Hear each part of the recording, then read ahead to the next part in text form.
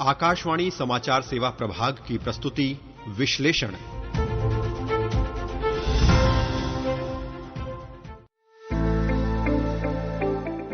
नमस्कार, आकाशवाणी के कार्यक्रम विश्लेषण में आपका स्वागत है। मैं हूं निखिल कुमार। आज के कार्यक्रम का विषय है राष्ट्रीय पशु रोग नियंत्रण कार्यक्रम स्वस्थ पशुधन समृद्ध किसान। भारत में पशुधन ग्रामीण अर्थव्यवस्था और करोड़ों किसानों की आजीविका का महत्वपूर्ण आधार है। ऐसे में पशुओं को संक्रामक बीमारियों से सुरक्षित रखना केवल पशु स्वास्थ्य का विषय नहीं है, बल्कि इसका सीधा संबंध किसान की आय, दुग्ध उत्पादन, खाद्य सुरक्षा और ग्रामीण अर्थव्यवस्था से भी है। इसी उद्देश्य को ध्यान में रखते हुए सरकार ने वर्ष 2019 में राष्ट्रीय पशु रोग नियंत्रण कार्यक्रम यानी NADCP की शुरुआत की। इस कार्यक्रम का मुख्य उद्देश्य देश भर में टीकाकरण और वैज्ञानिक निगरानी के जरिए खुरपका और मुंहपका रोग यानी FMD तथा ब्रुसेलोसिस को नियंत्रित करना और इनके उन्मूलन की दिशा में आगे बढ़ना है। NADCP के तहत अब तक 147 करोड़ 16 लाख FMD वैक्सीन खुराक दी जा चुकी है, जिससे 8 करोड़ 4 लाख किसानों को लाभ मिला है। वहीं वर्ष 2019 में FMD के 132 मामले सामने आए थे, जो वर्ष 2025 में घटकर 40 रह गए। ब्रुसेलोसिस के मामले भी 2019 के 22 से घटकर 2025 में 15 रह गए हैं। तो सवाल ये है, भारत में पशु रोग नियंत्रण के इस बड़े अभियान को किस तरह लागू किया जा रहा है? इसका किसानों और पशुधन की उत्पादकता पर क्या असर पड़ा है? और बदलते समय में तकनीक, डिजिटल निगरानी और वन हेल्थ जैसी अवधारणाएं इसमें क्या भूमिका निभा रही हैं? इसी को समझने की कोशिश करेंगे आज के विश्लेषण में। आइए शुरुआत करते हैं हमारी पहली रिपोर्ट से। रोग मुक्त पशुधन की दिशा में राष्ट्रीय अभियान। भारत में पशुधन लंबे समय से ग्रामीण भारत की अर्थव्यवस्था का महत्वपूर्ण हिस्सा रहा है। 2019 की 20वीं पशुधन गणना के अनुसार देश में मवेशियों की कुल संख्या 535.78 करोड़ थी, जिनमें 302.79 करोड़ गौवंशी मवेशी शामिल थे। इतनी बड़ी पशुधन आबादी के लिए बीमारी की रोकथाम और समय पर इसका इलाज बेहद जरूरी है। खुरपका और मुंहपका रोग यानी FMD एक अत्यंत संक्रामक वायरल बीमारी है। यह गाय, भैंस, भेड़, बकरी और सूअर जैसे विभाजित खुर वाले पशुओं को प्रभावित करती है। इस बीमारी से पशुओं की दूध उत्पादन क्षमता, विकास, प्रजनन और काम करने की क्षमता प्रभावित होती है। इसलिए FMD का प्रभाव केवल पशु तक सीमित नहीं रहता, बल्कि किसान की आय पर भी पड़ता है। दूसरी प्रमुख बीमारी है ब्रुसेलोसिस। यह गाय और भैंसों में होने वाला प्रजनन संबंधी रोग है। इससे पशुओं के सामान्य प्रजनन कार्य प्रभावित होते हैं और दूध तथा मांस उत्पादन पर भी इसका असर पड़ सकता है। इन्हीं चुनौतियों को देखते हुए सितंबर 2019 में राष्ट्रीय पशु रोग नियंत्रण कार्यक्रम शुरू किया गया। इस कार्यक्रम के तहत FMD से बचाव के लिए योग्य पशुओं का हर 6 महीने में टीकाकरण किया जाता है। वहीं 4 से 8 महीने की बच्चियों को ब्रुसेलोसिस से बचाव के लिए उनके जीवन काल में एक बार टीका लगाया जाता है। कार्यक्रम केवल टीकाकरण तक सीमित नहीं है। इसमें पशुओं के कान टैगिंग, पंजीकरण, डिजिटल रिकॉर्ड, सीरो निगरानी, बीमारी की पहचान, नमूना परीक्षण और टीकों के लिए कोल्ड चेन जैसी व्यवस्थाएं भी शामिल हैं। इसका उद्देश्य है कि बीमारी की पहचान समय पर हो, टीकाकरण का प्रभाव पता चलता रहे और जरूरत के अनुसार आगे की रणनीति तैयार की जा सके। NADCP के तहत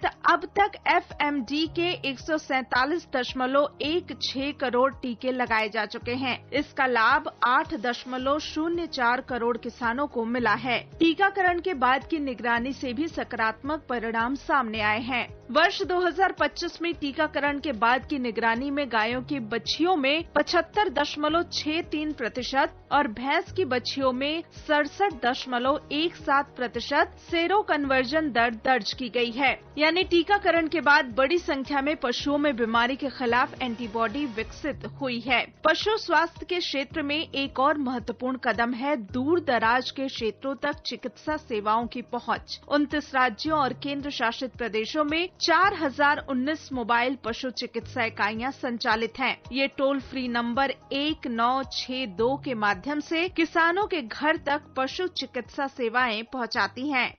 पशु रोगों पर नियंत्रण के लिए ये जरूरी है कि सरकार के पास पशुओं की संख्या, टीकाकरण और बीमारी से जुड़ा सही और समय पर उपलब्ध डेटा हो। इसी जरूरत को ध्यान में रखते हुए पशुधन से जुड़े रिकॉर्ड को डिजिटल बनाया जा रहा है। इसके साथ ही अनुसंधान, वैक्सीन की गुणवत्ता, निगरानी और किसानों की सेवाओं की पहुंच को भी मजबूत किया जा रहा है। आइए अब सुनते हैं हमारी दूसरी रिपोर्ट। आज के समय में किसी भी बड़े स्वास्थ्य कार्यक्रम की सफलता के लिए सही डेटा और वैज्ञानिक निगरानी बेहद महत्वपूर्ण है। राष्ट्रीय पशु रोग नियंत्रण कार्यक्रम में भी डिजिटल तकनीक और वैज्ञानिक निगरानी को प्रमुख स्थान दिया गया है। इस दिशा में भारत पशुधन पोर्टल महत्वपूर्ण भूमिका निभा रहा है। इस पोर्टल पर पशुओं का पंजीकरण किया जाता है और प्रत्येक पशु को 12 अंकों की विशिष्ट टैग आईडी दी जाती है। जुलाई 2026 तक इस पोर्टल पर 39 करोड़ से अधिक पशु पंजीकृत किए जा चुके थे। इससे पशुओं की पहचान, टीकाकरण और बीमारी से जुड़ी जानकारी को एक जगह दर्ज करने में मदद मिल रही है। डिजिटल रिकॉर्ड का फायदा यह है कि किसी बीमारी के फैलने की स्थिति में प्रभावित पशुओं और क्षेत्रों की पहचान करना बेहद आसान हो जाता है। भविष्य में आर्टिफिशियल इंटेलिजेंस आधारित विश्लेषण, रियल टाइम डैशबोर्ड और टीकाकरण की ट्रेसेबिलिटी जैसी व्यवस्थाएं इस निगरानी को और मजबूत कर सकती हैं। टीकों की उपलब्धता और उनकी गुणवत्ता बनाए रखना भी उतना ही जरूरी है।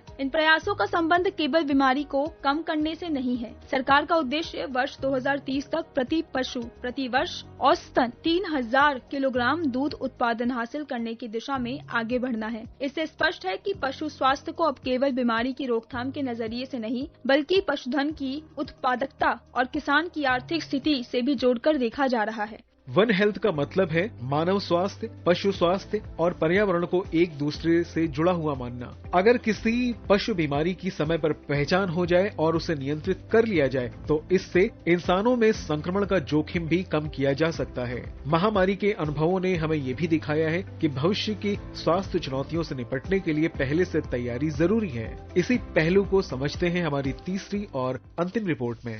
आज दुनिया के सामने संक्रामक और जूनोटिक बीमारियों का खतरा एक महत्वपूर्ण चुनौती है। जूनोटिक बीमारियां वे होती हैं जो पशुओं से मनुष्यों में फैल सकती हैं। इसलिए पशुओं में बीमारी की जल्द पहचान, प्रभावी निगरानी और समय पर नियंत्रण मानव स्वास्थ्य की सुरक्षा के लिए भी महत्वपूर्ण है। राष्ट्रीय पशु रोग नियंत्रण कार्यक्रम इसी व्यापक सोच को मजबूत करता है। वन हेल्थ दृष्टिकोण मानव, पशु और पर्यावरण के स्वास्थ्य की आपसी निर्भरता को स्वीकार करता है। भारत में राष्ट्रीय वन हेल्थ मिशन को 7 जुलाई 2022 को प्रधानमंत्री विज्ञान, प्रौद्योगिकी और नवाचार सलाहकार परिषद की बैठक में मंजूरी दी गई थी। इस मिशन का उद्देश्य देश में वन हेल्थ से जुड़ी गतिविधियों को समन्वित और एकीकृत करना है। सरकार ने पशु स्वास्थ्य प्रबंधन के लिए मानक पशु चिकित्सा उपचार दिशा निर्देश भी तैयार किए हैं। इनका उद्देश्य वैज्ञानिक पशु चिकित्सा पद्धतियों, दवाओं के तर्कसंगत इस्तेमाल और एंटी माइक्रोबियल प्रबंधन को बढ़ावा देना है। इसके साथ ही पशु रोगों के लिए संकट प्रबंधन योजना तैयार की गई है ताकि बीमारी के प्रकोप की स्थिति में तेजी से कार्रवाई की जा सके। वित्तीय वर्ष 2026-27 में पशुधन स्वास्थ्य और रोग नियंत्रण कार्यक्रम के लिए कुल 2010 करोड़ रुपए का बजट परिव्यय रखा गया है।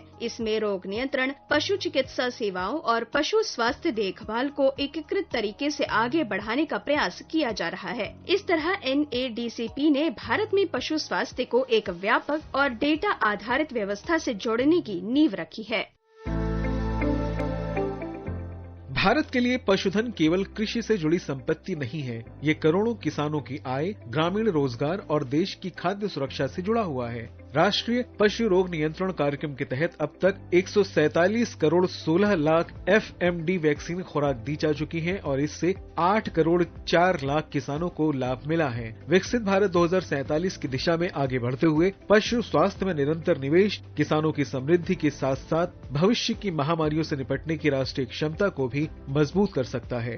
इसी उम्मीद के साथ आज के विश्लेषण कार्यक्रम में बस इतना ही। इस कार्यक्रम को तैयार किया है हमारी सहयोगी श्रेया पाठक ने और तकनीक की सहयोग दिया है अरुणदीप सिंह ने। नमस्कार।